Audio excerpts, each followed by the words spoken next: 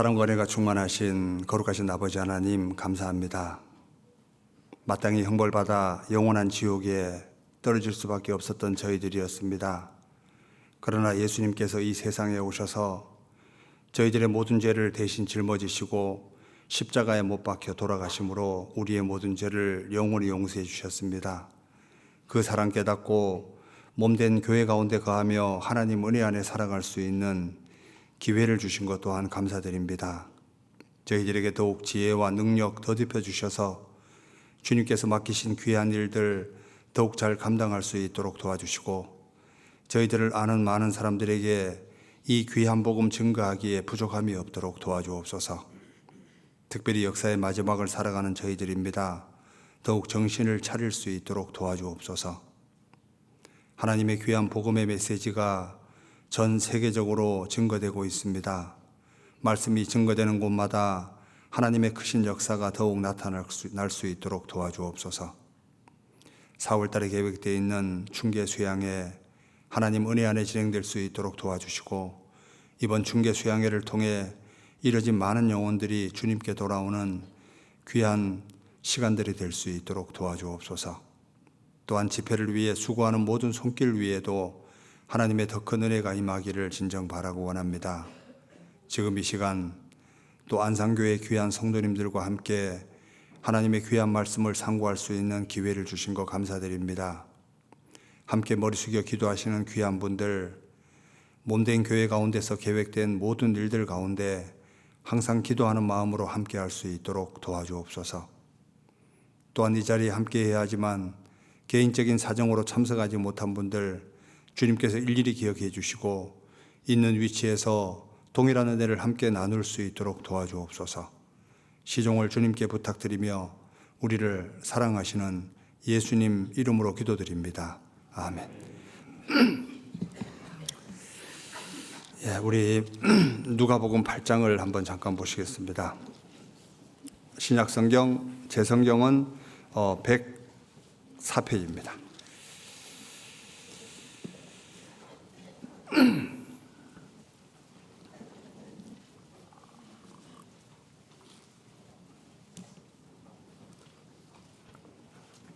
누가복음 8장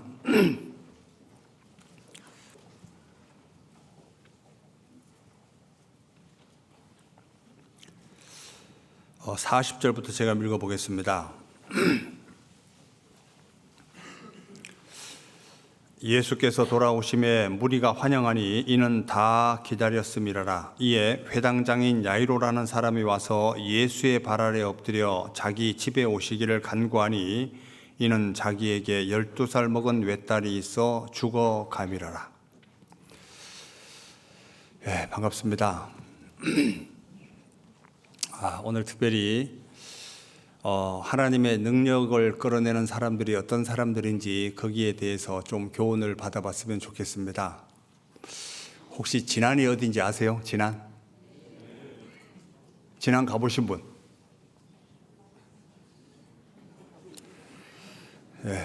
안 가신 분들은 성경 강연회를 통해서 많이 들어봤을 것 같습니다. 그 마이산이 있는데 마이산이 보통 이렇게 돌 무더기, 자갈 무더기로 이루어진 산이거든요.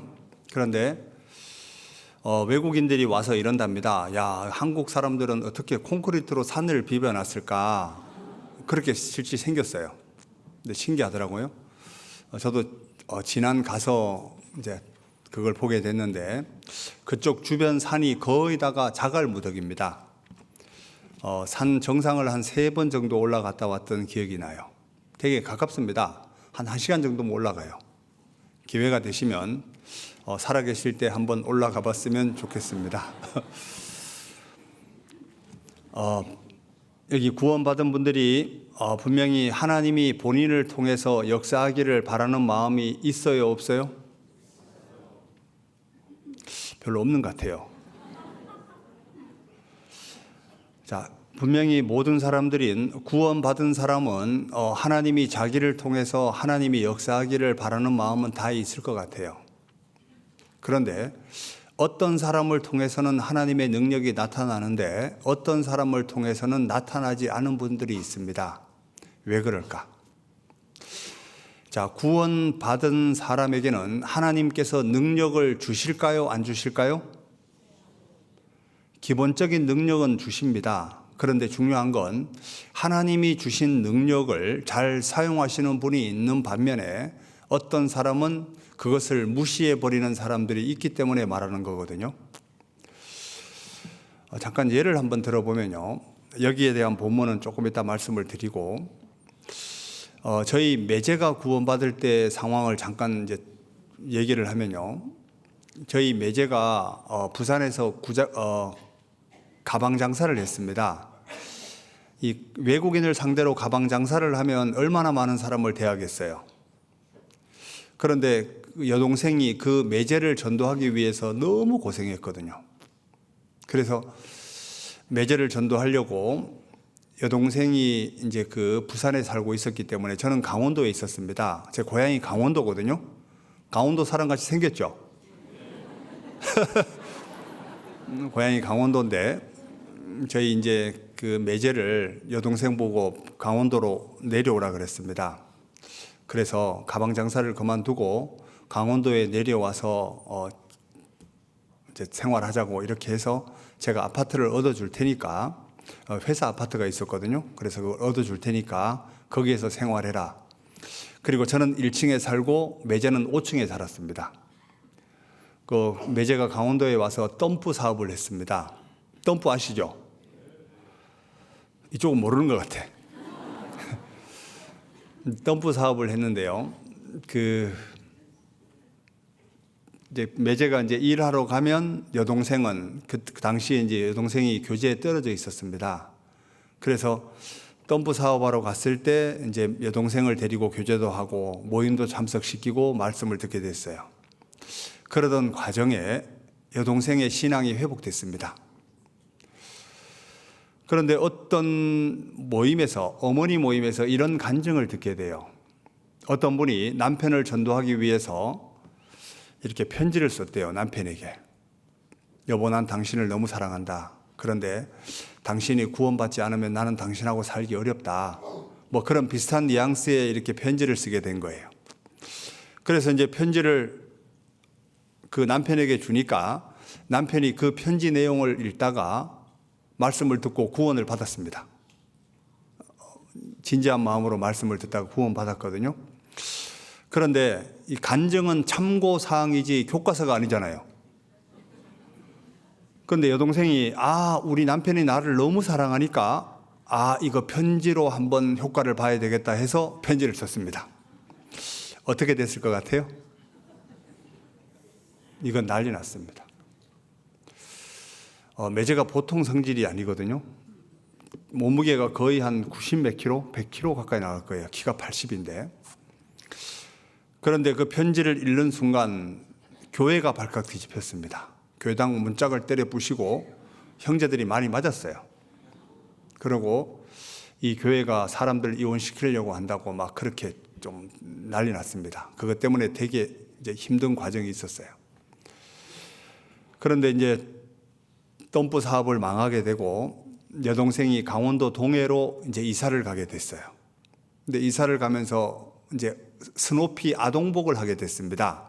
스노피 아동복 아시죠? 네, 그건 아시네요. 스노피 아동복을 하게 됐는데 그 스노피 아동복 그 간판을 뭐로 쓰면 좋겠냐고 이제 물어요. 그래서 제가 뭐라고 했냐면 브리스길라와 아굴라 이렇게 써요. 참 웃기죠. 브리스길라와 아굴라 그렇게 간판을 썼어요. 그 당시에 네이버가 발달하지 않아가지고 브리스길라와 아굴라가 누군지도 모르지만 하여튼 간에 그렇게 이제 써서 스누피 아동복을 했어요. 그러던 중에 매제에게 계속 말씀을 듣기를 권유했습니다. 그런데 그날따라 윤서방, 어차피 살아있는 동안은 계속 부탁할 거니까 한번 성경 강연의 말씀을 듣자. 이러니까 그날따라 웬일인지 따라가겠답니다. 그런데 형님, 한 가지 약속만 해달래요. 그 뭐냐? 아무도 자기를 아는 체 하지 말아요. 식구들이 다 알아요, 몰라요? 시골교회 다 알겠죠? 그래서 제가 그러면 나도 약속 한 개 하자. 잘 들어라. 잘 듣겠대요. 근데 성경 강연에 말씀을 들으러 갔는데 다 아는 차잖아요. 그러니까 인사를 안 하고 그냥 앞만 보고 가서 대강당 제일 뒷자리에 앉았어요. 원래 대강당 제일 뒷자리는 잠자리입니다. 그죠?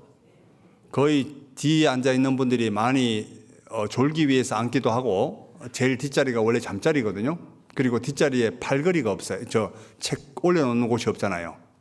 그래서 팔을 뒤로 제껴놓고 이렇게 말씀을 듣기 시작했어요. 근데 월요일, 화요일, 수요일, 목요일, 금요일, 토요일까지 고개 한번 안 숙입니다. 기도도 안 했어요. 그런데 마지막 죄 말씀 듣고 갈 때도 기도 안 하고 마지막 6일째 말씀을 듣는 그날도 기도를 안 했어요. 그래서 제가 대각선으로 보면서 어떤 느낌이 들었냐면 이 양반 구원받기 어렵겠다 이런 생각을 했거든요.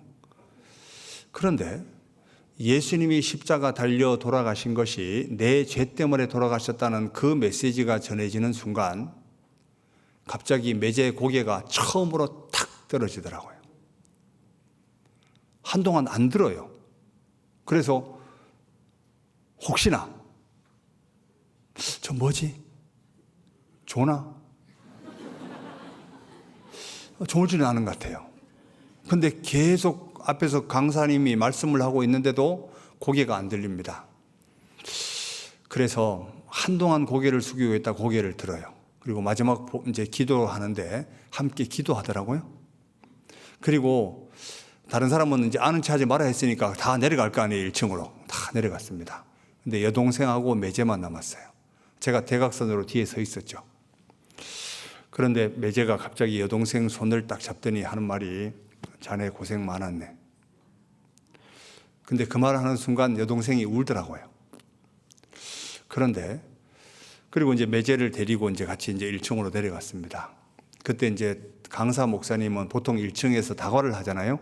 커피도 한잔 하고 뭐 이제 그 과일도 이렇게 좀 먹고 하잖아요.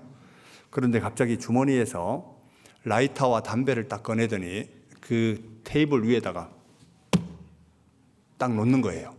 그러니까 산만한 덩치 큰 사람이 갑자기 라이터하고 담배를 딱 꺼내놓고 테이블 위에 탁 치니까 이분이 놀랄까 안 놀랄까요? 놀랄 거 아니에요. 그러니까 갑자기 움찔하는 거예요, 목사님이. 그때 그분이 말하기를 목사님, 왠지 지금 이 시간 이후부터 이게 싫어지네요.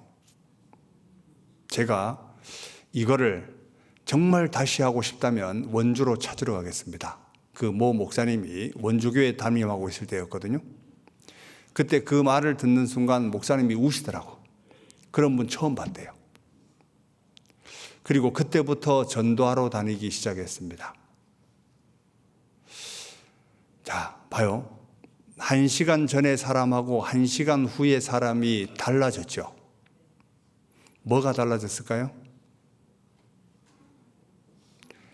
이게 뭐냐면 이제 구원이 이론이 아니란 얘기거든요. 실체란 얘기거든요. 사람들이 구원받았다라고 하는 것을 그냥 남이 구원받았으니 구원받았지 이렇게 말하는데 실제 구원은 하나님의 능력입니다. 왠지 과거에는 죄를 즐겼을지 몰라도 죄를 보게 되면 왠지 피하고 싶고 내가 이걸 왜 안 하려고 하냐면 나를 대신하여 십자가에 달려 돌아가신 그분 때문에 절제하는 거잖아요. 안 그래요? 그 마음이 내 속에 없는 새로운 성품이 생긴 거거든요. 자, 결국은 하나님이 죄를 이기라고 하는 이유가 죄를 이길 수 있는 능력을 주고 하라는 거거든요. 맞아요, 아니요? 이쪽은 또 아닌 것 같아. 실제 구원이 이론이 아니거든요. 이게 뭐냐면 모든 사람에게 하나님이 주신 본성이라는 것이 있습니다. 본성은 뭐냐면 교회에 다니는 사람이건 교회에 다니지 않는 사람이건 하나님을 알 만한 것을 모든 사람에게 심어뒀다고 되어 있잖아요. 이게 본성 자체가 하나님을 찾도록 되어 있습니다. 자, 그렇다면 자, 양심도 이것이 죄야 죄가 아니야를 구분하고 있잖아요. 자, 오리가 위급할 때 물로 도망가는 건 이게 본성이죠. 왜? 하나님이 처음부터 그래 만들어 놨으니까. 자, 병아리는 위급할 때 어미 품속으로 도망가는 것은 이건 본성입니다. 이건 거스릴 수가 없어요. 자, 그런데 구원받은 그리스도인들에게 새로운 본성이 있을까요? 없을까요? 있습니다. 새로운 본성이 있다고. 그러니까 내가 신앙생활 못하는 것은 실제는 하나님의 책임이 아니라 내 책임인 거예요. 하나님이 주신 능력을 어떤 사람은 누리는 사람이 있고 어떤 사람은 누리지 못하는 사람이 반드시 있다는 얘기거든요. 그래서 여기를 잠깐 한번 보시죠. 여기를 붙들고 베드로 후서 1장을 한번 보시죠. 누가복음 8장은 잠깐 잡아두시고 베드로 후서 1장을 한번 보겠습니다.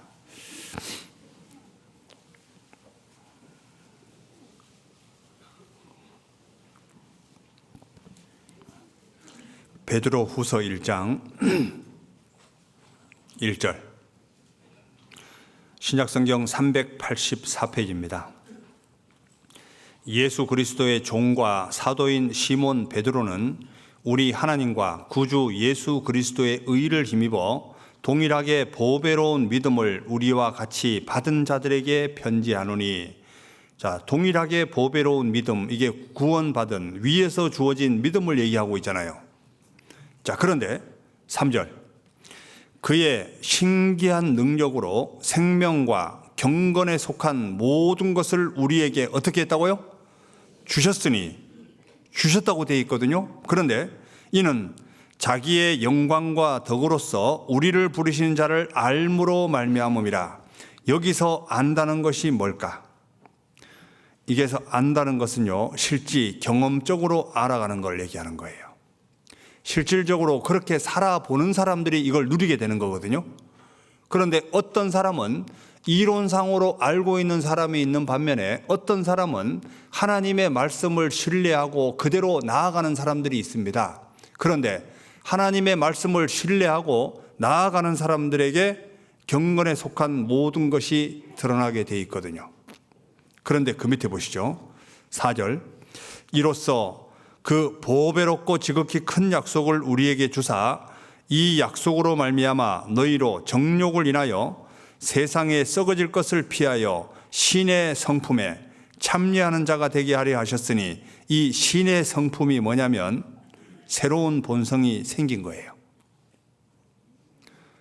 구원받은 그리스도인들에게는 이 새로운 본성이라는 것이 주어지게 돼 있거든요. 그러니까 하나님은 새로운 본성을 우리에게 주고 살아가라는 거예요. 어떤 사람은 이것을 누리는 사람이 있고 어떤 사람은 전혀 누리지 못하는 사람이 있다는 거거든요. 오늘 말씀을 이렇게 들으면서 이런 생각을 할 것 같아요. 여러 가지 생각을 하겠지만 어떤 분에게는 정말 하나님 앞에 올바로 살아봐야 되겠다 이런 마음이 생기는 사람이 있고, 어떤 사람은 마음의 위로만 되고 그냥 말씀 잘 들었다 이런 사람도 있을 겁니다. 그런데 이건 각자에게 본인들이 선택한 거예요. 그래서 오늘은 야이로의 믿음이 어떤 믿음이었는지, 야이로가 실제 회당장이었거든요. 회당장이라면 예수님이 되게 미운 사람들이었어요. 예수님과 원수인 사람들이 예수님에게 무릎을 꿇었다는 것은 이건 보통 심각한 문제가 아니거든요. 그래서 회당장 야이로가 어떤 식으로 하나님의 역사를 보게 됐는지 그 부분을 중심으로 교훈을 좀 받아봤으면 좋겠습니다. 누가복음 8장 한번 보시죠. 누가복음 8장 40절입니다.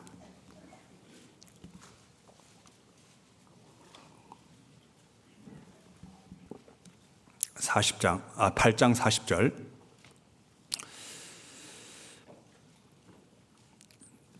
예수께서 돌아오심에 무리가 환영하니 이는 다 기다렸음이라라. 이에 회당장인 야이로라는 사람이 와서 예수의 발 아래 엎드려 자기 집에 오시기를 간구하니, 여기 회당장이라고 하면 예수님을 되게 미워하는 사람들이었거든요. 회당장들이 어떻게 예수님과 부딪히는지 한번 예를 한번 들어보죠. 누가복음 13장을 한번 보시죠. 여기를 붙들어 두고 누가복음 13장 10절.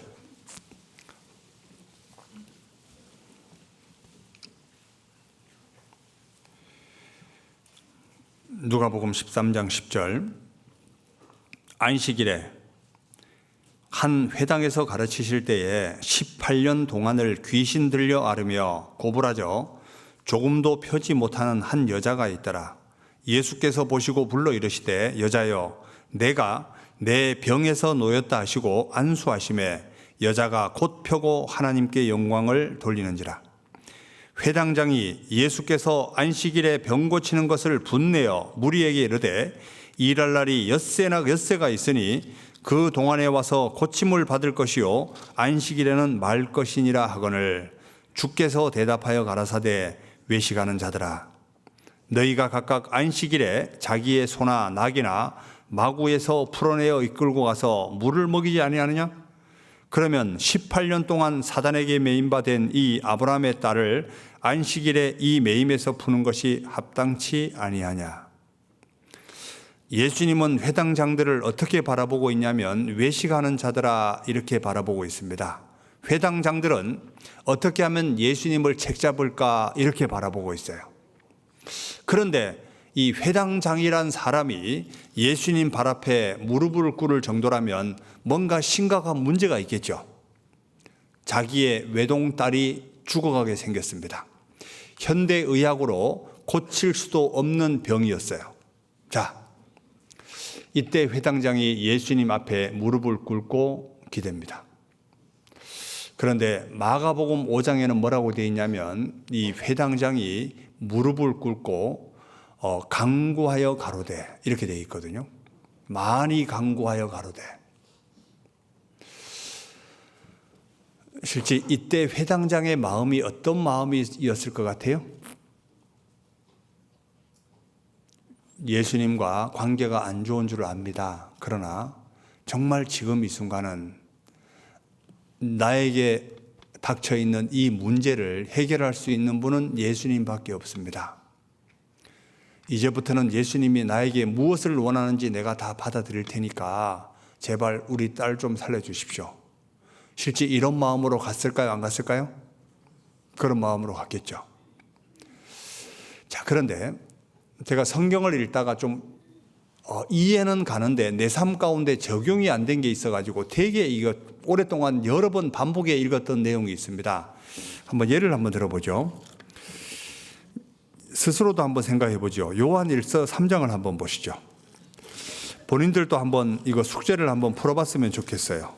요한일서 3장 20절입니다. 요한일서 3장 20절.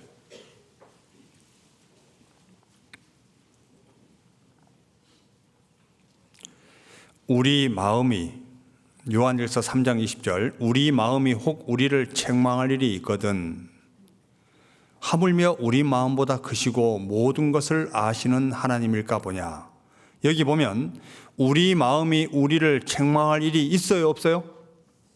우리 스스로가 우리 마음을 보면 책망할 것이 너무 많잖아요. 항상 우리는 마음이 이런 마음이 교차하는 것 같습니다. 항상 하나님 앞에 보면 미안하고 죄송하고 감사하고 미안하고 죄송하고 감사하고 이 마음 다 있죠. 저쪽은 또 없는 것 같아.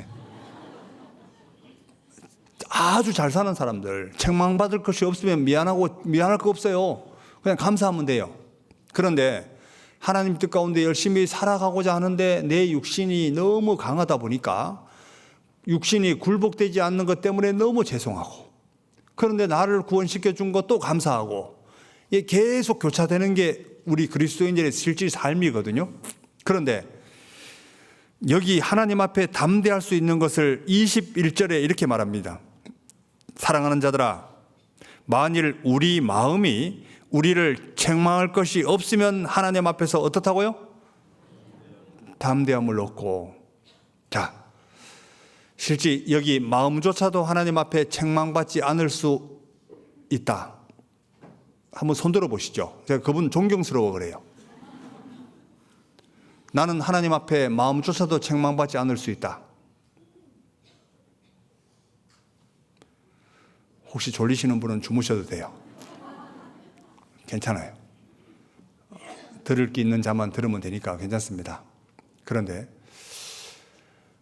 이걸 아무리 읽어봐도 제 삶 가운데는 없었던 것 같아요. 아마 구원받는 순간, 구원받는 그 순간은 되게 담대했을 것 같아요. 맞죠? 아이고, 내 죄를 영원히 용서해 줬구나. 하나님 감사합니다. 그냥 딱 죽어버렸으면 책망받을 것도 없을 것 같은데, 그죠? 그런데 하루라도 사니까 이게 또 너무 죄송한 거예요. 그런데 분명히 우리 삶 가운데 있기 때문에 기록하지 않았을까요? 이때가 언제일까? 이제 여기에 캐션 마크에 잡혔어요. 그런데 이게 뭐와 연결되어 있냐면 하나님과의 교제를 이야기하고 있고 기도를 이야기하고 있습니다.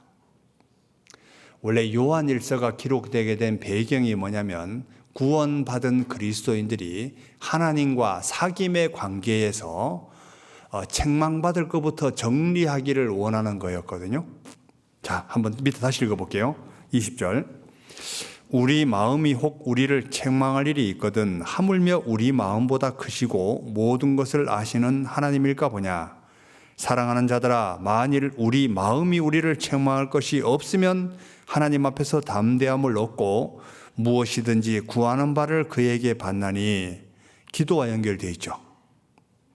자, 그런데 요한일서 1장을 한번 잠깐 보시죠. 3절.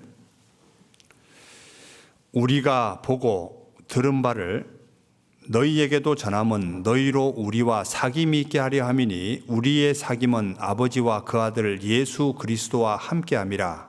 우리가 이것을 쓰면 우리의 기쁨이 충만케 하려 함이로라. 그 밑에 8절.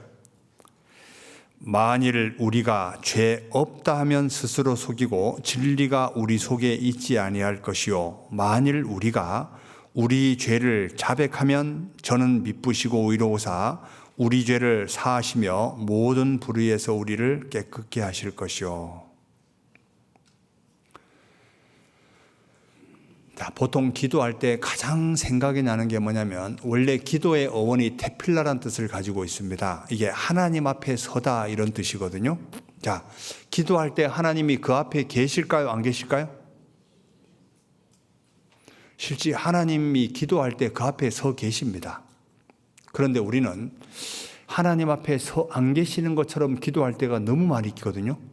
자, 만약에 내가 기도하고 있을 때 그 앞에 하나님이 계시다라고 하면 기도할 내용이 생각날까요? 안 날까요?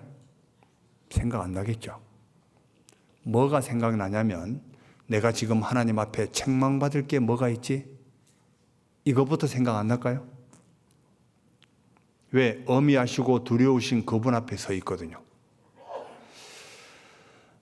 야곱이란 사람이 창세기 28장에 보면 돌베개를 베고 자다가 꿈에서 사닥다리를 타고 천사들이 오르락내리락 거리는 것을 보고 야곱이란 사람이 잠에서 깨어나자마자 하는 첫 마디가 뭐였냐면 두렵도다 이곳이요. 하나님이 그 자리에 계셨다는 것을 깨닫는 순간 야곱이 두렵도다 이곳이요 이렇게 말하거든요. 이사야 선지자가 하나님 앞에 섰을 때 화로다 이렇게 말해요. 마리아란 여인은, 예수님을 잉태한 마리아란 여인은 주의 천사 앞에서 뭐라고 말하냐면 주의 비천한 계집종이오니 이렇게 말하거든요. 사도 요한계시록을 기록한 사도 요한이 하나님 앞에 섰을 때 너무 두려워서 죽은 자같이 되었대요. 실제 하나님이 우리 앞에 있다면 내가 기도할 내용이 한 개도 생각나지 않습니다. 내가 지금 하나님 앞에 책망받을 게 뭐가 있지? 이거밖에 안 보이게 돼 있거든요. 자, 기도할 때 제일 먼저 해야 될 게 뭘까?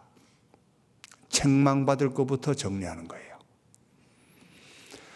자, 봐요. 실질적으로 우리가 오늘 어떤 분하고 싸웠다 해봐. 예를 들어서 여기는 보니까 목소리도 좋고 이래서 싸울 분이 없을 것 같아요. 그런데 만약에 형제자매들이 둘이 말다툼해서 싸웠습니다. 그러면 왠지 불편하잖아요. 어떤 의견 충돌 때문에 되게 괴롭습니다. 저녁에 하나님 앞에 기도하려고 머리를 숙이면 그 형제, 그 자매가 얼굴에 떠오르죠. 안 떠올라요? 그런데 4월 달에 우리 또 신상현 목사님 또 뭐 구역 집회한다고 지금 기도 부탁 올려놨습니다. 그러면서 하나님 누구 좀 이렇게 지금 전도하려고 하는데 좀 기도 좀 부탁드립니다. 좀 구원받게 도와주세요. 그렇게 하는데 그 형제, 그 자매가 떠올라요? 안 떠올라요? 계속 떠오르죠. 실제 자기가 기도해놓고도 왠지 하나님이 안 들어줄 것 같아. 그런데 기도에 집중할 수 있는 비결이 뭐냐면요, 1차적으로 책망받을 것부터 하나님 앞에 정리하는 거예요. 하나님, 사실은 제가 누구하고 안 좋은 일이 있었던 거 하나님이 아시지 않냐고. 저는 솔직히 그분을 다시 안 봤으면 좋겠습니다. 이게 제 본 마음입니다. 그런데 이거 하나님 앞에 악한 거 압니다. 하나님, 정말 저에게 그분을 사랑할 수 있는 그런 마음이 좀 생길 수 있도록 도와주세요. 자, 그렇게 하면 신기하게도 기도에 집중이 됩니다. 그래서 책망받을 것부터 정리하자. 그래서 하나님 앞에 담대함을 얻고, 왜? 우리 죄를 자백하면 저는 미쁘시고 의로우사 우리 죄를 사하시며 이렇게 돼 있으니까, 맞죠? 또 다음날 그분을 보고 열받는 한이 있더라도, 근데 그 순간은 하나님 앞에 실질적으로 있는 모습 그대로 나아가는 거예요. 우리의 삶은 실제 거짓됩니다. 이중성이 너무 많아요. 그런데 기도만큼은 정직해라. 하나님이 가장 기뻐하는 기도가 뭐냐면요, 정직입니다. 죄를 있는 그대로 고하는 거예요. 잠언 15장을 한번 볼까요?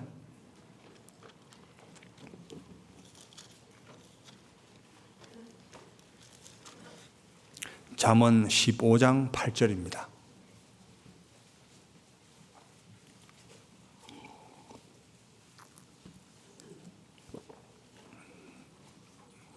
잠언 15장 8절.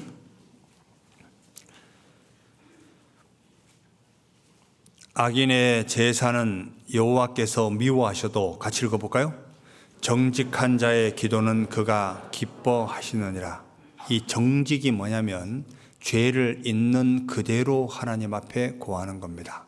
정직한 자의 기도는 그가 기뻐하시느니라. 그래서 기도만큼은 정직해라.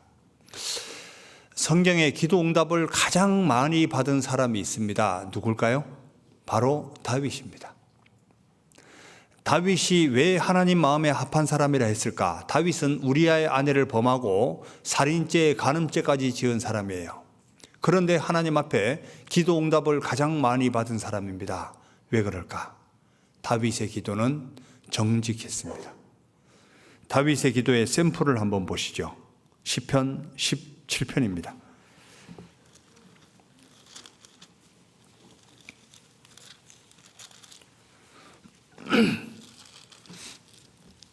시편 17편. 여기 서두에 뭐라고 되어 있죠? 다윗의 기도 이렇게 되어 있죠. 그런데 기도할 때 첫 마디부터 이렇게 말하기가 쉽지 않잖아요.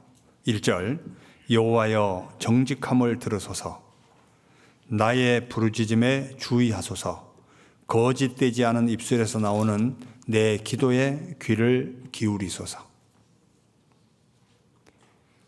이게 다윗의 마음이었고 다윗의 기도의 시작이었습니다.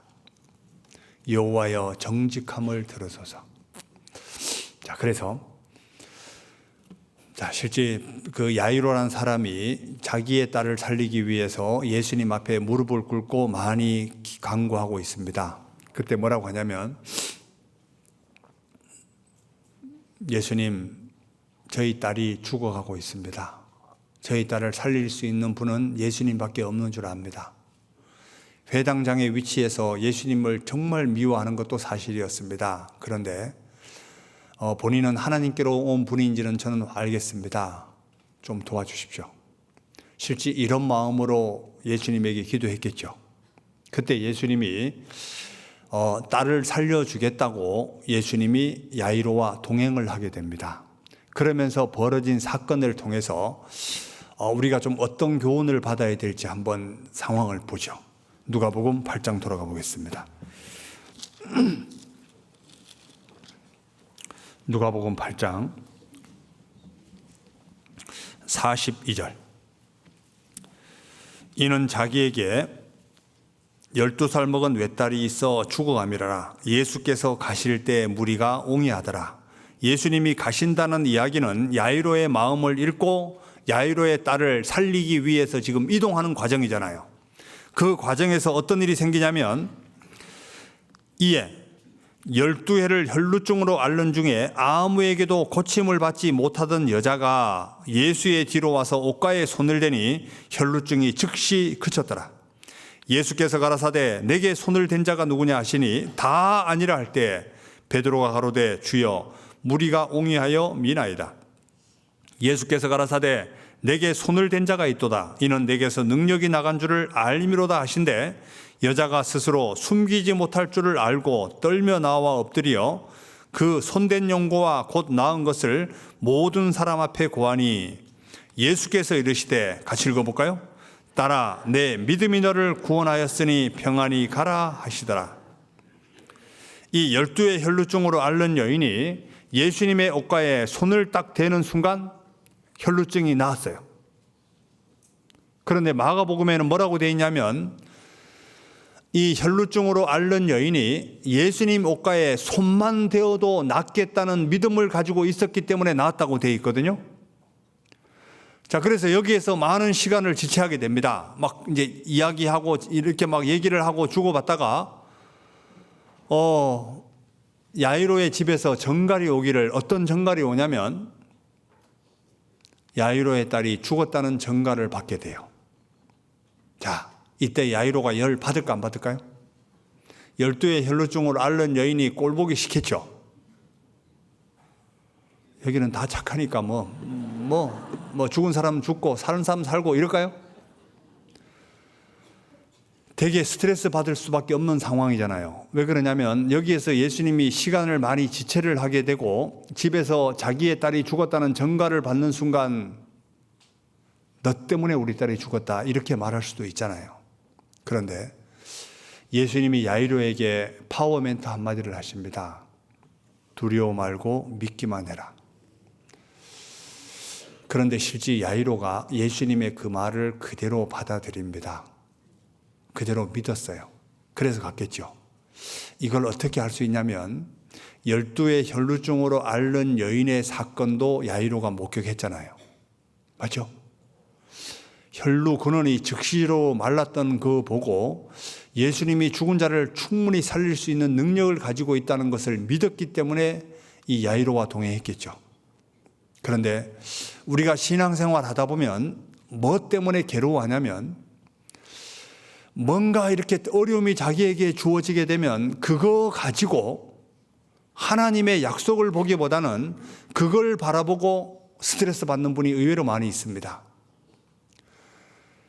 하나님의 시간대가 분명히 따로 있거든요. 이 때라는 것은 누가 정하냐면, 때는 누가 정할까요?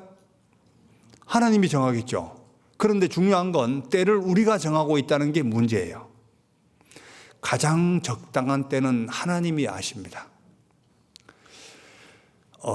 한번 예를 들어보죠. 제가 이 내용을 보다가 어떤 생각이 들었냐면, 누가복음, 여기 잠깐 동일한 누가복음 23장에 한번 보시죠. 이 사람 보면요, 지켜보는 사람이 되게 짠하게 봤을 것 같아. 누가복음 23장 한번 보시죠.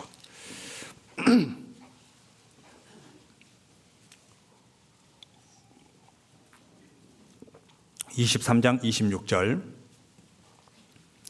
저희가 예수를 끌고 갈 때 시몬이라는 구레네 사람이 시골로서 오는 것을 잡아 그에게 십자가를 지워 예수를 쫓게 하더라.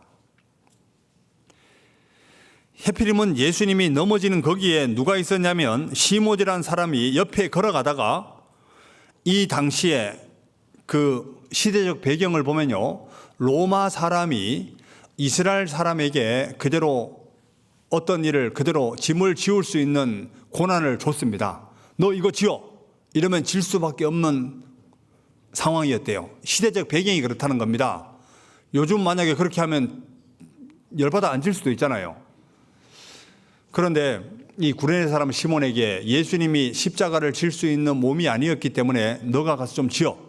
이럴 때 구레네 사람이 십자가를 어쩔 수 없이 질 수밖에 없었습니다. 그때 구레네 사람 시몬의 입장에서 한번 생각해 보죠. 괜히 옆에 가가지고 이런 생각 할까 안 할까요? 그런데 이 구레네 사람 시몬을 지켜보는 관중의 입장에서 한번 생각해 보죠. 관중은 어떤 마음으로 시몬을 바라볼까요? 불쌍한 것. 하필이면 왜 그때 예수님 옆에 서가지고 저렇게 생짐을 지고 있을까? 이렇게 생각하겠죠. 그런데 이 사건을 계기로 구레네 사람 시몬이 십자가 밑에까지 갑니다. 그리고 예수님이 왜 이렇게 고통을 받지? 그런데 이 일을 배경으로 구레네 사람 시몬의 집안의 가족들이 다 구원을 받게 돼요. 그래서 로마서에 보면 사도 바울의 동력자 문하나라는 사람들의 이름 가운데 구레네 사람 집안 식구들이 나열됩니다. 자, 중요한 건 그 순간을 가지고 그 사람을 판단하면 절대로 안 돼요. 맞죠? 옆 사람 얼굴 한번 보시죠. 어떤 사람 볼 때는 좀 짠해 보일 수도 있잖아요. 왜 저렇게 힘들게 살지? 어떤 분은 아이고 행복하겠소 이러는데요. 좋아할 것도 없어요. 행복한 사람이 내일 울 수도 있고 지금 짠한 사람이 내일 웃을 수도 있습니다. 그건 아무도 몰라요. 그죠? 아무리 힘들고 어렵다 할지라도 하나님의 시간대가 있다는 거 이것 좀 기억하고 봐요. 욥이란 사람의 예를 한번 들어보면 자, 욥이 어떤 일을 겪었냐면 10명의 자식이 다 죽었어요. 재산이 다 날아갔습니다.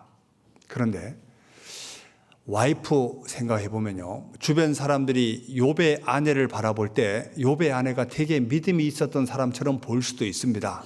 왜 그러냐면 항상 욥과 동행했거든요. 욥이 생일이면요. 자기 자식을 불러놓고 항상 잔치를 벌였습니다. 혹시 우리 자식들이 마음으로도 하나님을 원망할까 봐 그렇게 할 때 항상 욥의 아내가 옆에 있었거든요. 욥의 아내를 지켜보는 사람은 이런 마음이었을 것 같아요. 정말 욥 부럽다.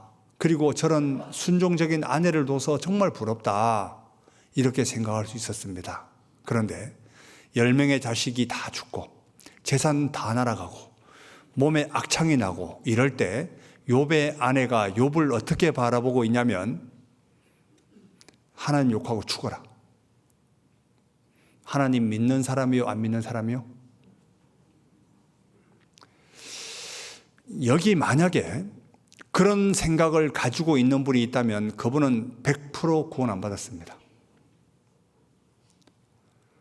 실질적으로 아무리 어렵다 할지라도 하나님 욕하고 죽어라 이런 말은 절대로 못해요. 아세요? 욥기 1장을 한번 돌아가 보죠.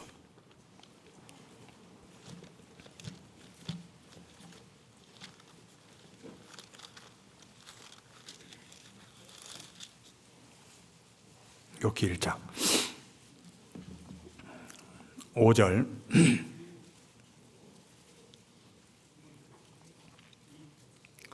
욥기 1장 5절 그 잔칫날이 지나면 욥이 그들을 불러다가 성결케 하되 아침에 일어나서 그들의 명수대로 번제를 드렸으니 이는 욥이 말하기를 혹시 내 아들들이 죄를 범하여 마음으로 하나님을 배반하였을까 함이라. 욥의 행사가 항상 이러하였더라.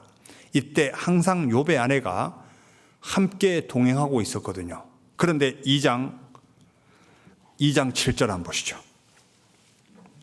사단이 이에 여호와 앞에서 물러가서 욥을 쳐서 그 발바닥에서 정수리까지 악창이 나게 한지라. 욥이 제 가운데 앉아서 기와 조각을 가져다가 몸을 긁고 있더니 그 아내가 그에게 이르되 당신이 그래도 자기의 순전을 굳게 지키느뇨? 하나님이 욕하고 죽어라. 욥이 신앙을 지키는 것조차도 욥의 아내가 싫어하고 있습니다. 그런데 욥은 뭐라고 말하냐면 그가 이르되 그대의 말이 어리석은 여자 중 하나와 같다 하나의 말 같도다. 우리가 하나님께 복을 받았은즉 재앙도 받지 아니하겠느냐 하고 이 모든 일에 욥이 입술로 범죄치 아니하니라. 그런데 시간이 계속 지나니까 욥의 아내가 욥의 숨소리도 싫어합니다. 욥기 19장.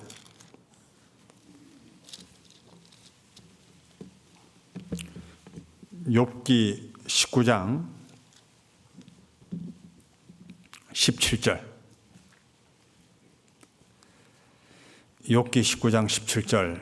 내 숨을 내 아내가 어떻게 하며? 이 말은 욥의 아내가 욥이 죽기를 바라고 있죠. 내 숨도 싫어하고 있다. 자, 실제 이런 아내하고 또 10명의 자식을 낳는다는 게 가능하다? 불가능하다? 이거 제가 만약에 이렇다면요, 정말 너무 힘들 것 같아. 그런데 욥이란 사람이 10명의 자식이 다 죽고 재산 다 날아갔잖아요. 그런데 하나님이 다 재산도 배로 증가시키고 자식도 10명을 더 줬습니다. 그런데 안 바꾼 사람이 있습니다. 바로 욥의 아내였어요. 그 아내를 통해서 10명의 자식이 또 태어나거든요. 욥이 대단하지 않아요? 이게 도대체 뭐였을까? 결국은 욥의 아내는 욥 때문에 복을 받은 거예요. 욥 때문에. 이해가시죠?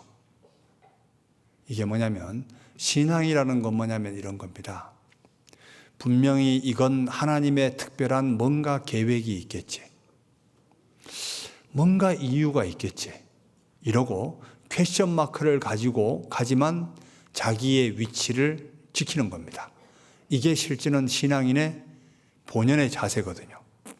그런데 우리는 환경에 너무 지배를 받습니다. 그죠? 자, 이 죽은 나사로를 살릴 때도 마찬가지입니다. 예수님이 이틀이라는 시간을 지체했어요. 그래서 죽은 지 나흘 됐을 때 나사로를 살리잖아요.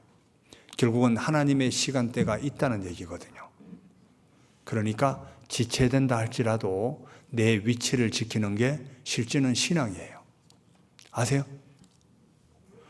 나에게 벌어지는 모든 것들은 하나님의 특별한 계획 속에 있다고만 받아들이는 거예요. 그래서 마음에 이런 마음을 가졌으면 좋겠습니다. 한번 따라해 보죠. 지금보다 더 어려워도 내 위치를 지키겠습니다. 실제는 이게 신앙입니다. 아세요? 뭐냐면 내가 지금 어려움을 겪고 있다면 이거 하나님이 풀어줘도 감사하고 안 풀어줘도 할 수 없는 거예요. 왜? 주권을 하나님이 가지고 있으니까. 그런데 우리는 어떤 생각을 하고 있냐면 주권을 자기가 가지고 있다고 하니까 문제가 되는 거예요. 주권은 내가 가지고 있는 게 아니거든요. 맞잖아요. 안 풀어줘도 감사해요? 안 감사해요? 안 풀어줘도 감사한 거잖아요. 그런데 만약에 우리가 조건을 제시하고 있다면 그분은 지금보다 더 어려우면 떠납니다. 안 그럴 것 같아요? 지금보다 조금만 강도를 높이면 그분은 떠난다고요. 그런데 하나님, 지금보다 더 어려워도 내 위치를 지킬 수 있도록 도와주세요. 이렇게 후덕한 마음을 가지셔야 돼요. 이 다윗은 뭐라고 얘기하냐면 지금보다 더 어려워도 자기의 위치를 지킬 마음을 가지고 있습니다. 이것은 나에게 벌어지는 모든 상황이 하나님의 손 안에 있다는 걸 알고 있거든요. 이게 실제는 신앙이잖아요. 시편 31편을 보시죠. 이 다윗의 신앙을 잡아준 것이 아마 다윗은 자기에게 벌어지는 모든 상황이 하나님의 손 안에 있다는 것을 마음속에 딱 교과서처럼 자리 잡고 있습니다. 시편 31편 9절. 여호와여, 내 고통을 인하여 나를 긍휼히 여기소서. 내가 근심으로 눈과 혼과 몸이 쇠하였나이다. 여기 성한 곳이 한 개도 없죠. 10절. 내 생명은 슬픔으로 보내며 나의 해는 탄식으로 보내며 내 기력이 나의 죄악으로 약하며 나의 뼈가 쇠하도소이다. 내가 모든 대적으로 말미암아 욕을 당하고 내 이웃에게서는 심히 당하니 내 친구가 놀라고 길에서 보는 자가 나를 피하였나이다. 내가 잊어버린 바됨이 사망한 자를 마음에 두지 아니함 같고 파기와 같으니이다. 파기는 깨진 그릇이거든요. 내가 무리의 비방을 들어오며 사방에 두려움이 있나이다. 저희가 나를 치려 의논할 때 내 생명을 빼앗기로 꾀하였나이다. 14절 같이 읽어볼까요? 여호와여, 그러하여도 나는 주께 의지하고 말하기를 주는 내 하나님이시라 하였나이다. 그러하여도 신앙이죠. 그리고 15절, 내 시대가 어디 있다고요? 주의 손에 있사오니. 이게 주권을 정확하게 알고 있어요. 이게 실제는 신앙이거든요. 그래서 한번 따라해 보죠. 환경은 내 편이 아니다. 환경은 절대로 내 편이 아니에요. 내 편인 것은 뭐냐면 하나님의 말씀이 내 편이고 하나님이 내 편이에요. 그죠? 그래서 우리가 기대해야 될 것은 뭐냐면 하나님의 말씀에 기대는 거예요. 그리고 다윗의 신앙을 잡아줄 수 있게 된 배경, 그리고 다윗 주변을 정리를 해주는 게 누가 하냐면요, 나는 하나님이 원하시는 삶을 살고 하나님은 내 주변 정리해주고, 이게 영역만 정확하게 하면 되거든요. 시편 138편을 보시죠. 다윗이 하나님 앞에 무엇보다도 감사한 것은 이겁니다. 시편 138편 1절.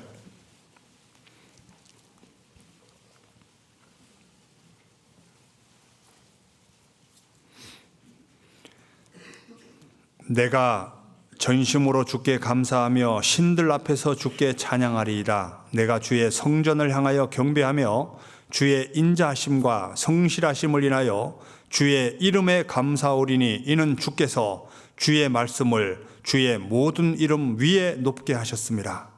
다윗이 정말 감사했던 것은 하나님께서 하나님의 말씀을 하나님의 모든 이름 위에 둔 것을 감사했대요. 이건 반드시 약속을 지키겠다는 거잖아요.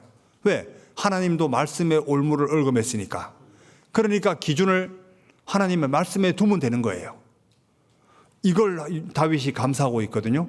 그러니까 다윗이 기도할 때는 하나님 말씀대로 자기가 안 되는 것을 가지고 하나님 앞에 기도하면 되잖아요. 3절. 내가 간구하는 날에 주께서 응답하시고. 다윗이 뭘 간구했을까요? 굴복 안 되는 걸 가지고 하나님께 도와달라고 간구했겠죠. 간구하는 날에 주께서 응답하시고 내 영혼을 장려하여 이 힘을 더욱 북돋아줘서 강하게 하였나이다. 7절. 내가 환난 중에 다닐지라도 주께서 나를 소성케 하시고 주의 손을 펴사 내 원수들의 노를 막으시며 주의 오른손이 나를 구원하시리이다. 여호와께서 내게 관계된 것을 어떻게 한다고요? 완전케 하실지라. 결국은 하나님이 나에게 관계된 것을 정리해 주십니다. 그러니까 영역 표시만 잘하면 돼요. 나는 하나님과 관계되어 있는 거, 하나님은 나에게 관계되어 있는 거, 이 영역만 표시만 잘하면 된다고요. 이 다윗이 이걸 너무 잘했던 것 같아요. 자, 야이로로 다시 돌아가 보죠. 누가복음 8장입니다.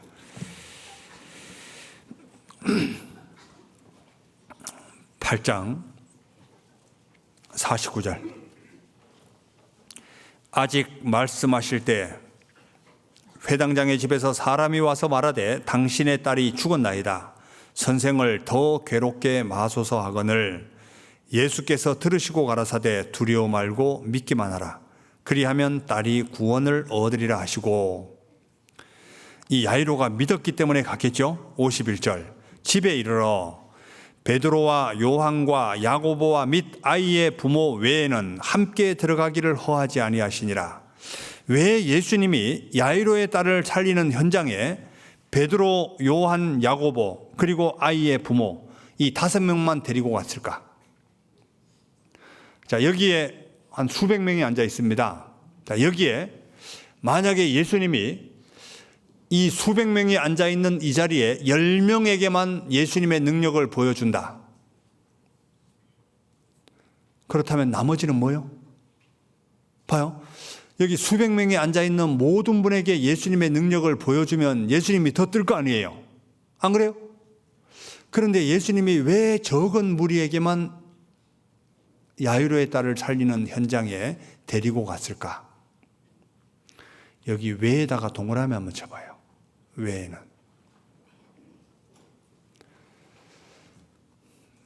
이거 보면요, 하나님이 많이 보여주는 사람이 있고 적게 보여주는 사람이 반드시 교회 안에는 있다는 얘기죠. 맞아요? 아니요? 그러면 이거 많은 것을 생각할 수 있습니다. 우리가 신앙생활 하는데 많은 사람의 상처를 요 왜라는 글자 한 개 때문에 상처를 안 줄 수가 있어요. 그런데 이 왜라는 글자를 빼버리게 되면 엄청나게 많은 사람에게 상처를 줄 수도 있다고요. 예를 들어 볼까요? 다니엘서 1장을 한번 보시죠. 다니엘서 1장 17절입니다.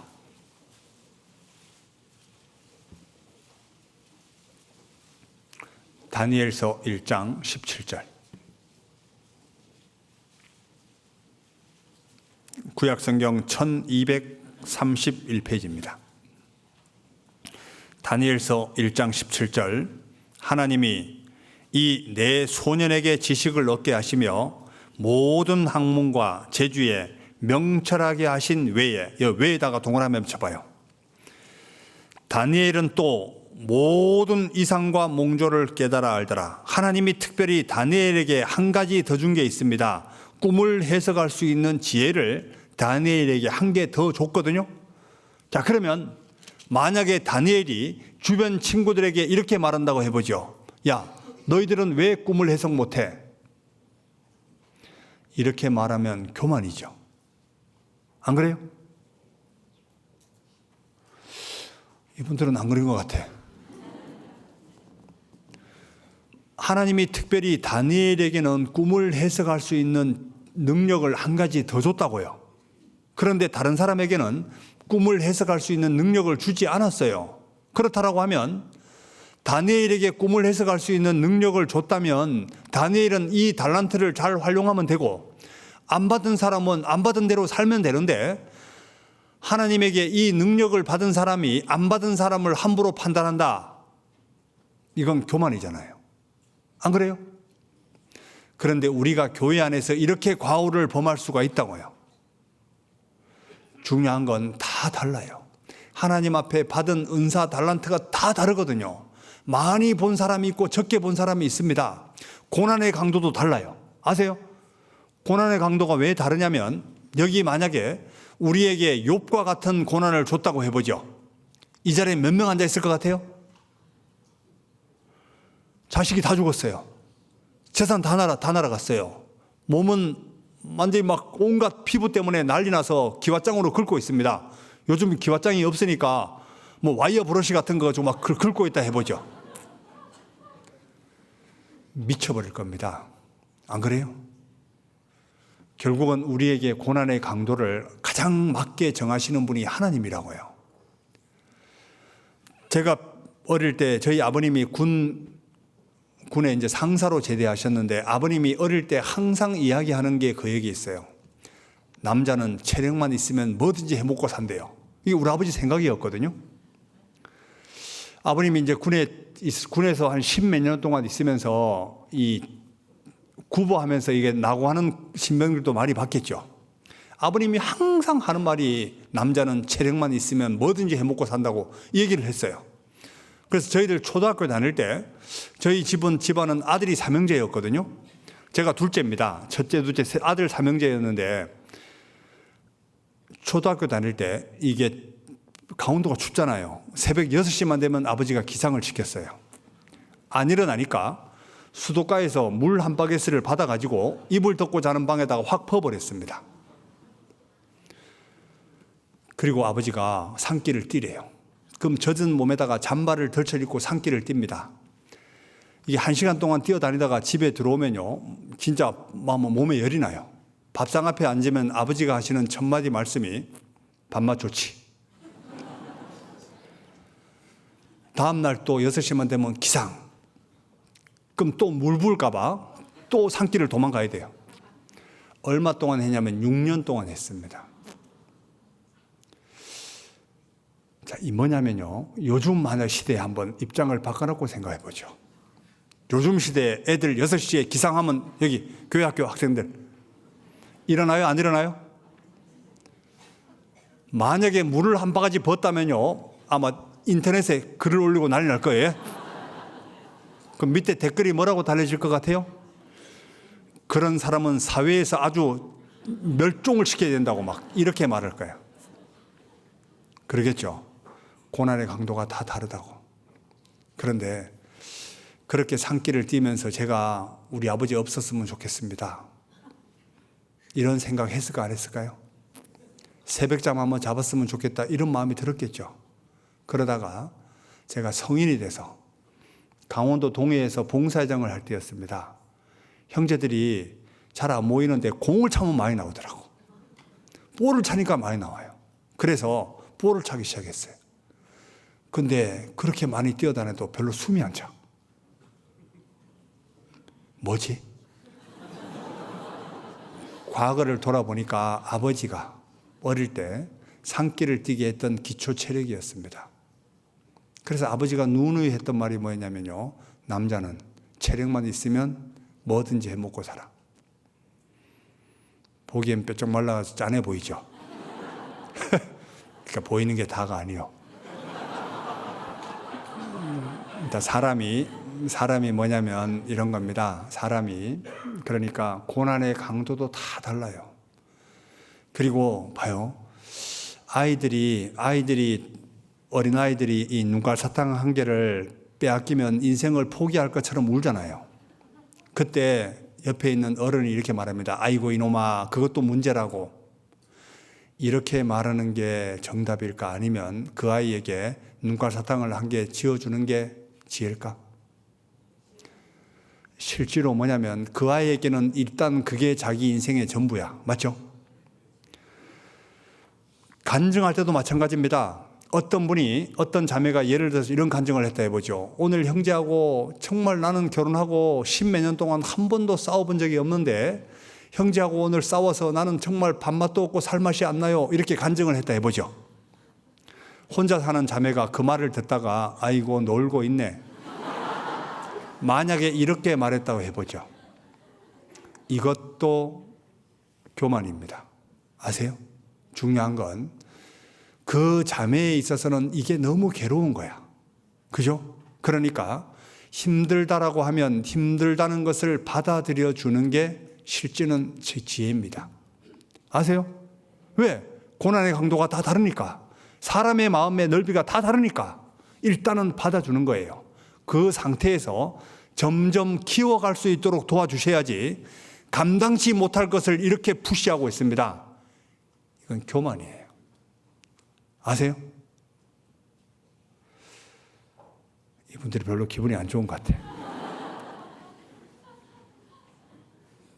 그러니까 각 사람마다 받은 달란트, 은사 다 달라요.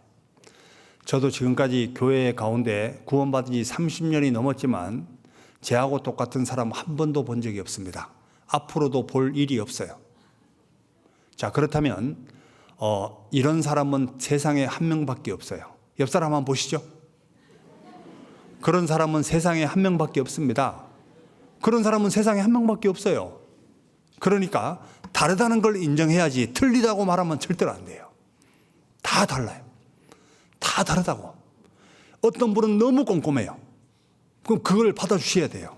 근데 어떤 분은 너무 털털해요. 그것도 받아줘야 돼요. 서로 상호 보완 가운데 있다고요. 너무 완벽한 사람 옆에 사람이 있어요, 없어요? 왜? 우리가 허점이 많기 때문에 허점이 있는 사람 옆에는 사람이 많습니다. 아세요? 어떤 자매가 이런다 해보죠. 그리스도인들이 TV 드라마를 보고 있습니다. 그걸 봤어요. 아이고, 형제자매들 어떻게 드라마를 봐요? 트롯 듣고 있다가 들켰어요. 아이고, 무슨 트롯을 들어요? 그 자매 옆에 가려면 부담스럽고 안 부담스러울까? 이게 뭐냐면 이 사람은요 부분적인 완벽이지 모든 면에 완벽하지는 않습니다. 아세요? 그러니까 있는 그대로 받아주는 거예요. 내 모습 이대로 주 받으옵소서. 있는 모습 그대로 나아가는 거예요. 하나님 앞에 정직하게 나아가고, 그리고 형제자매들을 있는 모습 그대로 받아주면서 상호 보완 관계에 있는 거예요. 이렇게 할 때 교회는 반드시 사랑이 넘치게 되어 있습니다. 아세요? 다 달라요.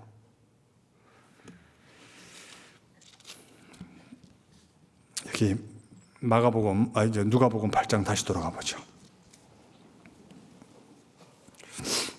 누가복음 8장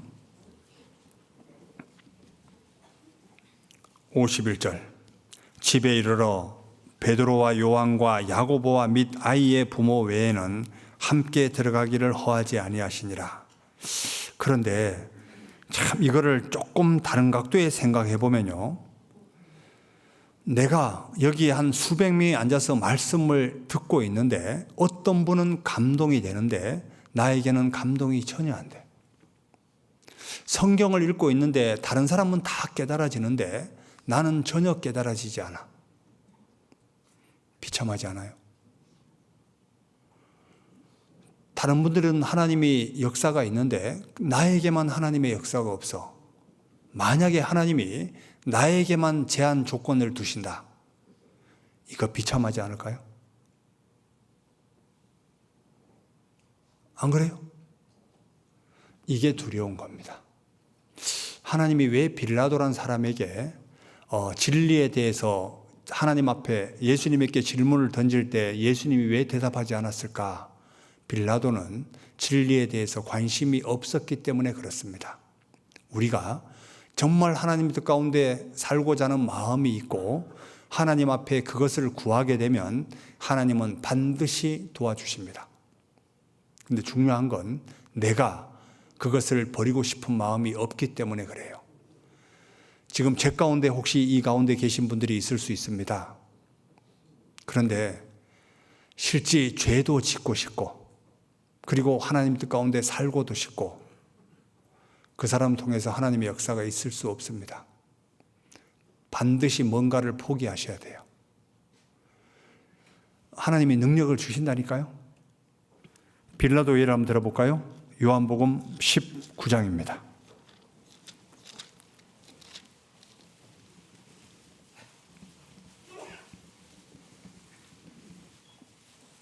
요한복음 19장 7절.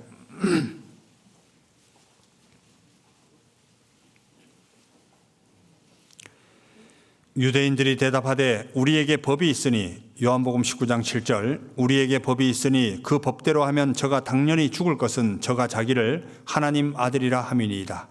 빌라도가 이 말을 듣고 더욱 두려워하여 다시 관정에 들어가서 예수께 말하되 너는 어디로 서냐 하되, 같이 읽어볼까요? 예수께서 대답하여 주지 아니하시는지라. 예수님이 빌라도에게 왜 대답해 주지 않았을까? 그 앞의 내용을 읽어보면 빌라도가 여러 가지를 예수님이 묻거든요. 진리가 무엇이냐? 너는 어디서 왔냐? 계속 물어보는데 예수님은 처음에 대답해 줬어요. 그런데 빌라도는 계속 겉듣고 있었습니다. 전혀 거기에 관심이 없었어요. 그러니까 대답해 주는 게 별로 의미가 없었다는 얘기거든요.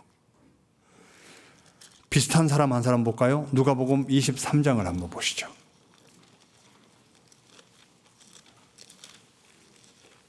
누가복음 23장 8절입니다.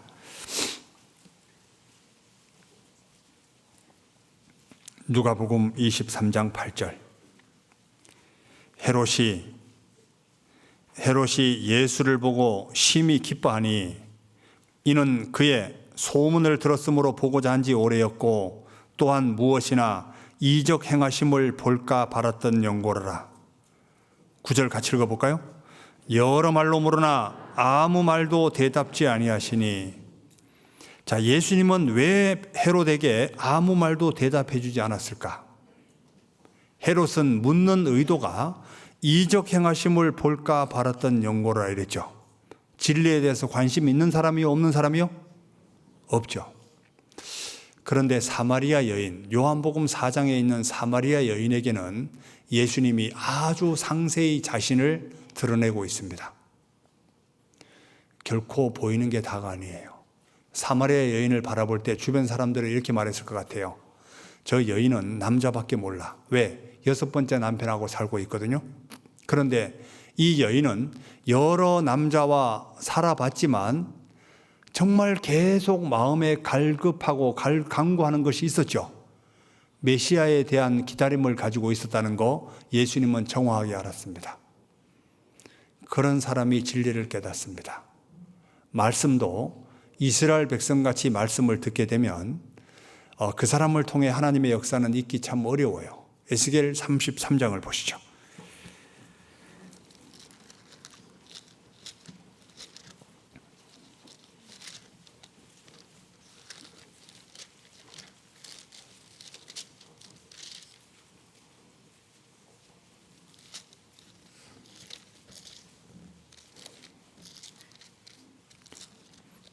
에스겔 33장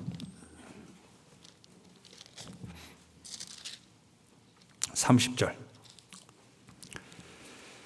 인자야, 내 민족이 담 곁에서와 집 문에서 너를 의논하며 각각 그 형제로 더불어 말하여 이르기를, 자 가서 여호와께로부터 무슨 말씀이 나오는가 들어보자 하고 백성이 모이는 것 같이 내게 나오며 내 백성처럼 내 앞에 앉아서 내 말을 들으나 그대로 행치 아니하니. 같이 읽어볼까요?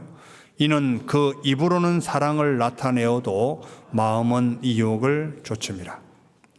이런 사람을 통해서는 하나님의 역사를 볼 수가 없습니다. 그래서 원래 교회 안에는 어떤 사람이 전도를 참 많이 하냐면요, 금방 구원받은 지 얼마 안 된 분들을 통해서 하나님의 역사가 가장 많이 있습니다. 왜? 자기의 경험을 의지하지 않거든요. 그죠?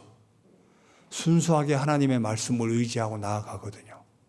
그런데 경험을 의지하는 사람들이 실제 어려움을 많이 겪습니다. 실제 경험은요, 바보들의 학교라 그랬어요. 이미 하나님이 겪게 하는 것은 귀한 건데 일부러 스스로 경험을 해서 알려고 하는 것은 시간 낭비하지 마라 이거거든요. 그것 때문에 전도서를 기록한 거예요. 그런데 하나님이 어쩔 수 없이 겪게 하는 거 있잖아요. 그거는 나에게 재산이 되는 거예요. 누가복음 8장 돌아가 보죠. 누가복음 8장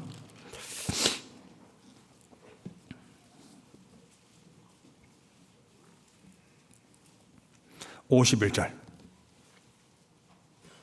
집에 이르러 베드로와 요한과 야고보와 및 아이의 부모 외에는 함께 들어가기를 허하지 아니하시니라. 모든 사람이 아이를 위하여 울며 통곡하며 예수께서 이르시되 울지 말라, 죽은 것이 아니라 잔다 하시니 저희가 그 죽은 것을 아는 고로 비웃더라. 여기 아는 고로에 동그라미 한번 쳐봐요. 아는 고로. 이게 진짜 아는 거였을까? 자, 죽은 자를 많이 본 사람의 입장에서는요, 자, 죽은 자를 많이 봤어요. 근데 어른들에게 예수님이 이 말을 했다라고 하면 어른들은 비웃고 있죠. 그런데 만약에 죽은 사람을 한 번도 보지 않은 아이에게 얘야, 쟤는 죽은 게 아니라 잔다 이렇게 말하면 애는 그 아이를 깨우러 가겠죠. 얘야, 빨리 일어나 이러겠죠. 근데 어른들은 뭐라 하죠? 야, 죽었어, 손대지 마 이렇게 말할 수 있겠죠. 그러니까 때로는 한번 따라해 보죠. 경험이 하나님의 말씀을 막을 수가 있다. 경험이 하나님의 말씀을 막을 수가 있습니다. 그러니까 경험이 되게 무서울 수도 있거든요. 그러니까 고목나무를 통해서 역사를 보기 어려울 수도 있다고요. 아세요? 경험이 하나님 말씀을 막을 수가 있습니다. 자, 욥에게 가장 많은 상처를 준 사람들이 누구였을 것 같아요? 욥의 아내였을 수도 있겠죠. 그런데 욥의 아내는 마지막에 같이 살잖아요. 그런데 욥의 세 친구들, 엘리바스, 소발, 빌닷, 이 친구들은요, 욥을 책망하기를 자기의 경험을 가지고 책망합니다. 내가 알기에는 이러면서 계속 책망하죠. 그러니까 자기의 경험을 가지고 푸시하는 사람의 얘기를 들을 때 그건 본인의 경험이지. 그죠? 참고할 수 있지만 그게 교과서가 아니라고요. 욥기 4장을 한번 보시죠. 어떻게 욥에게 상처를 주는지 한번 보시죠. 욥기 4장.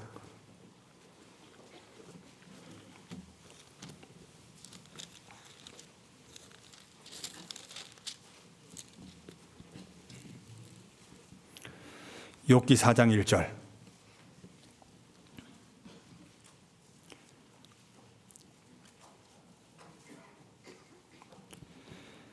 욥기 4장 1절. 대만 사람 엘리바스가 대답하여 가로되 누가 내게 말하면 내가 염증이 나겠느냐? 날지라도 누가 참고 말하지 않겠느냐? 전에 내가 여러 사람을 교훈하였고 손이 늘어진 자면 강하게 하였고 넘어져 가는 자를 말로 붙들어 주었고 무릎이 약한 자를 강하게 하였거늘 이제 이 일이 내게 임함에 내가 답답하여 하고 이 일이 내게 당함에 내가 놀라는구나. 내 의뢰가 경외함에 있지 아니하냐? 내 소망이 내 행위를 완전히 함에 있지 아니하냐? 생각해봐라. 죄 없이 망한 자가 누구인가? 정직한 자의 끊어짐이 어디 있는가? 내가 보건대 악을 밭갈고 독을 뿌리는 자는 그대로 거두나니. 너 그렇게 고통을 받고 있는 것이 죄 때문에 그렇다. 자기의 경험으로 상처를 주고 있죠. 그리고 하지 말아야 될 말을 합니다. 욥기 5장 8절. 나 같으면 하나님께 구하고 내 일을 하나님께 의탁하리라. 이게 실제는 교만한 말입니다. 맞죠? 욥이 하나님을 얼마나 의지하고 있는데요. 그러니까 때로는 경험이 하나님의 말씀을 실제는 막을 수가 있어요.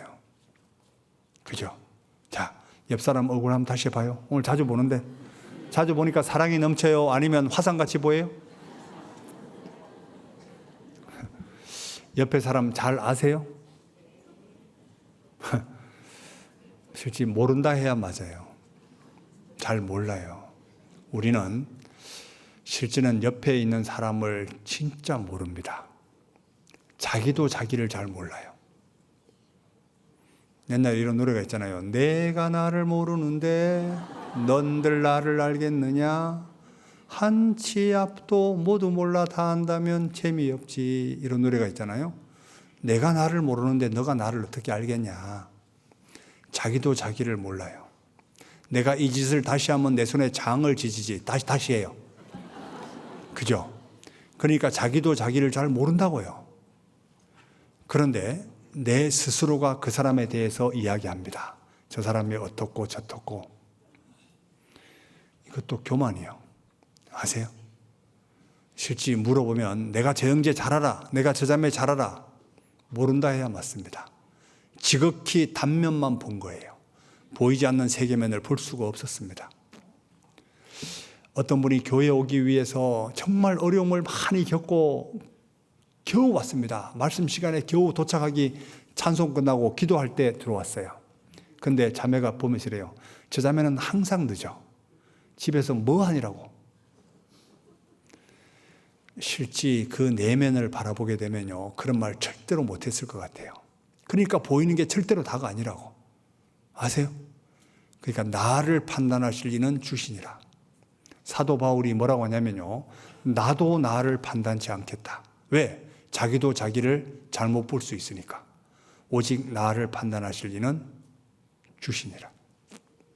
아세요? 실제는 모르는 게 맞아요. 봐요. 요셉이란 사람이 애굽이란 나라로 애굽으로 팔려갈 때 한번 예를 한번 들어보죠. 욥 저놈 고소하다. 잘난 체 하더니 잘 됐네. 실제는요, 이스라엘 민족을 기근에서 건지기 위해서 하나님이 미리 앞서 보낸 게 맞죠. 결국은 오판이었습니다. 나에 대해서 가장 잘 아시는 분은 하나님이에요. 아는 고로 비웃더라. 이 아는 게 엄청나게 많은 상처를 주게 되고 지식이 사람을 교만하게 할 수 있습니다. 고린도전서 8장 1절에 뭐라고 되어 있냐면 지식은 교만하게 하며 사랑은 덕을 세우나니. 지식은 뭐 하게 한다고요? 교만하게 하며. 내가 성경 말씀을 듣고 읽을 때 이것이 지식으로만 쌓이면 그 사람은 반드시 교만해집니다. 많이 아는 사람이 교만해요. 많이 알게 되면요, 그렇게 사셔야 돼요. 실질적으로. 그러니까 책망을 하나님 앞에 어떤 사람이 훨씬 더 많이 받냐면 앞에서 말씀을 전하는 분들입니다. 저희들이 말씀을 전할 때 항상 두렵고 걱정이 돼요. 제가 이렇게 열심히 살아서 이렇게 말씀을 전하는 게 절대로 아니에요. 여기 앉아 계신 분들보다 더 못 사는 게 너무 많이 있습니다. 그런데 실제는 이게 제대로라고 하는 말이거든요. 어차피 하나님이 말씀을 전할 수 있는 달란트를 줬기 때문에 전하는 거예요. 그러잖아요. 완벽해서 전하는 게 아니거든요. 누군가가 하나님의 메시지를 전하는 사람이 있어야 될 거 아니에요?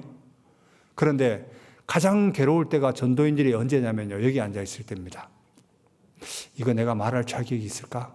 하나님, 정말 이것이 저에게도 교훈이 되고 성도들에게도 교훈이 됐으면 좋겠습니다. 이 마음입니다.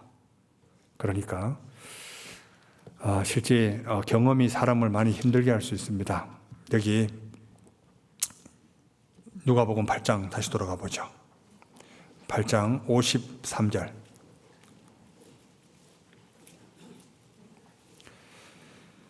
53절. 저희가 그 죽은 것을 아는 고로 비웃더라. 요 아는 고로 비웃더라. 이 아는 고로가 없었으면 비웃었을까요? 안 비웃었을까요? 아는 게 없었으면 안 비웃었을 것 같아요. 그죠? 그러니까 상처를 누가 많이 주냐면 안다라고 하는 사람이 상처를 많이 줍니다.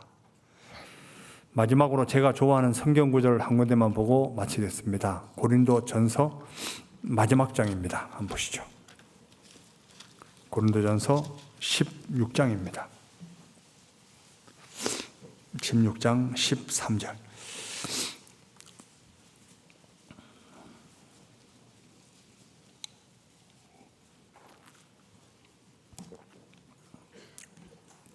같이 읽어볼까요?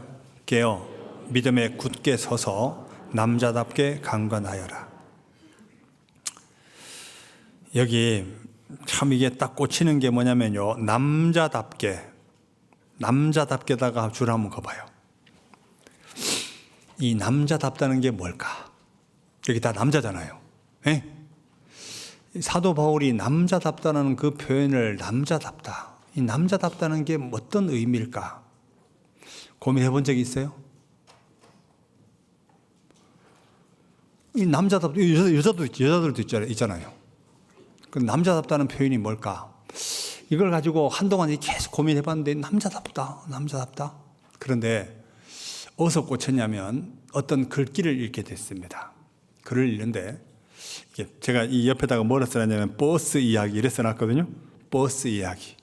이게 뭔 얘기냐면 어떤 이제 그 초등학생이 이제 실화였던 것 같아요. 이게 이제 버스를 어떤 노인분 한 분이 버스를 탔습니다. 이게 이제 시골에서 이제 물건을 바리바리 들고 이제 버스를 탔는데 차비가 없어요. 그래서 버스 기사에게 나 좀 급하게 나오느라 지갑을 안 가지고 왔는데 한번 태워줄 수 없겠냐 이러니까 내리세요. 그래도 이 물건을 다시 들고 가기가 그러니까 한 번만 태워달라고 내리세요. 근데 많은 승객들이 앉아있는데 그 광경을 보고 다 가만히 앉아있어요. 그때 제일 뒤에 앉아있던 초등학교 3학년 정도 아이가 그 버스기사 옆으로 갑니다. 그러더니 10,000원짜리 한 개를 꺼내서 그 기사에게 주면서 아저씨, 이런 분들이 타면 10번 더 태워주시죠. 이러면서 그 할아버지를 데리고 자기 좌석으로 모시고 가요. 그런데 그 기사를 쓴 사람이 그 아이가 내리는 종착역에 함께 내려요. 그러더니 주머니에 돈 10,000원을 꺼내서 그 아이 주머니에 다시 넣어줍니다. 얘야, 오늘 참 부끄러운 날이었다. 내가 해야 될 일을 너가 대신해줘서 참 고맙단다. 이러고 주머니에 넣어주고 다음 버스를 타고 옵니다. 그러면서 마지막 기사를 장식해요. 그때 그거를 보면서 어떤 느낌이 들었냐면 남자답다는 게 뭘까? 자, 어르신을 도와줘야 된다는 거 다 알고 있습니다. 이론상으로 알고 있어요. 그런데 다 앉아 있어요. 그런데 안다면 실질적으로 움직이는 게 남자가 아닐까. 그래서 제가 이 남자답다는 표현 옆에다가 버스 이야기. 멋있어요? 안 멋있어요?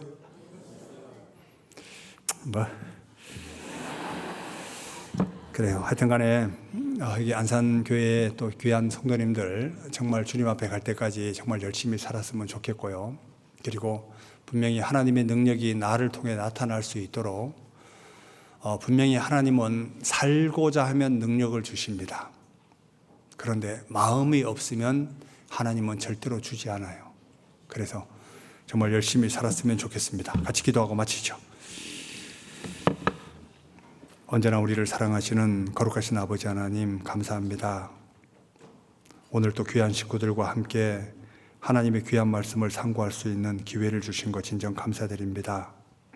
주님 앞에 갈 때까지 각자의 위치를 잘 지킬 수 있도록 도와주시고 특별히 하나님의 역사가 나타나는 곳에 항상 함께 할 수 있도록 주님 도와주옵소서.